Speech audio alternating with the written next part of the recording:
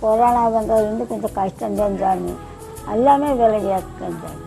பண்ணிட்டு இருக்கிறதுனா இந்த ஒரே ரூபாய்க்கு இட்லி எப்பவுமே வச்சு விலைக்குது. கஷ்டத்தையெல்லாம் நான் எப்படி பார்ப்பேன், ஆளுகோ பிடிச்சி சமாளிச்சு போடுவேன்.